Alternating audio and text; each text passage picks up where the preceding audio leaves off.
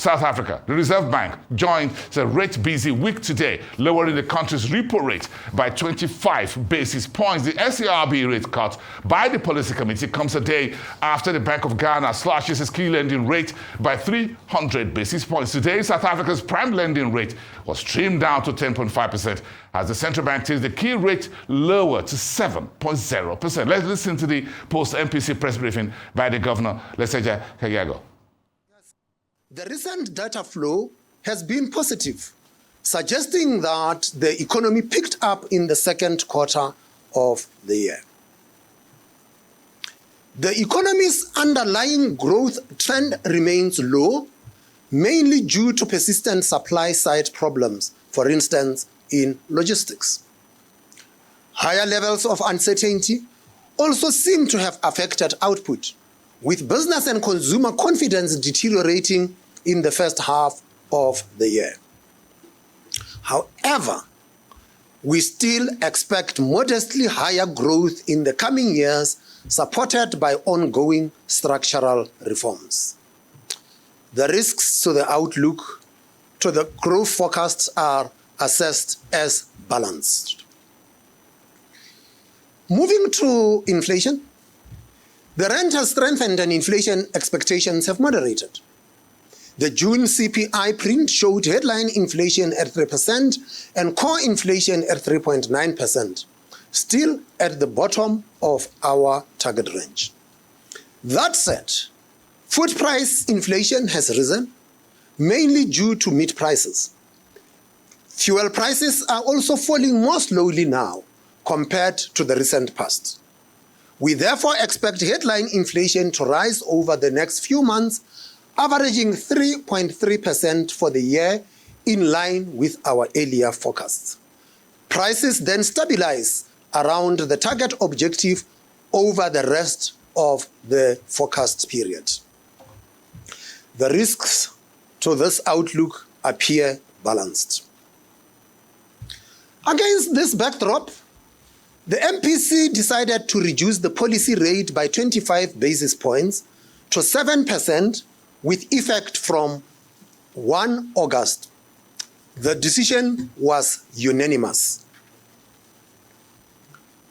At our previous meeting, we considered a scenario with a 3% inflation objective. We did this based on analysis that our existing 3 to 6% inflation target is too high and too wide and should be reformed. With actual inflation close to 3%, we wanted to highlight the opportunity to achieve permanently lower inflation at minimal cost. For this meeting, we updated the 3% forecast. Like the projections based on the target midpoint, this showed a near-term rise in headline inflation.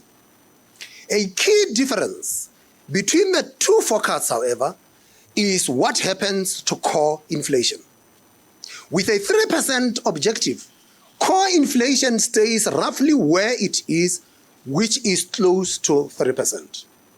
Inflation expectations settle around a new normal of 3% during 2027 as stakeholders observe lower inflation and learn about the new target. Inflation also benefits from a somewhat stronger rand. In the alternative forecast with the 4.5% objective, by contrast, there is no learning and the exchange rate is more depreciated, so inflation reverts to 4.5% instead. For policy, as we showed last time, lower inflation allows for lower interest rates. In our quarterly projection model, for a 4.5% objective, rates bottom out around 7%. By contrast, the forecast for a 3% objective has roughly 5 more cuts over the medium term, taking interest rates slightly below 6%. The logic of the model is that the interest rates need to fall as inflation eases to prevent inflation-adjusted rate or the real interest rate from rising too much. Real rates are nonetheless temporarily higher for a 3% objective, and there is a modest growth sacrifice which helps anchor expectations at lower levels. Over the past few months, the prospect of a lower inflation target has bolstered the rand and lowered long-term borrowing costs. It is important to sustain this progress and to minimize uncertainty about the longer-term objectives of monetary policy. Therefore, the MPC now prefers inflation to settle at 3%. In line with this, we have decided to aim for the bottom of our target range of 3 to 6%. We welcome the recent moderation in inflation expectations and would like to see expectations fall further. This would expand policy space and make our framework more robust to shocks.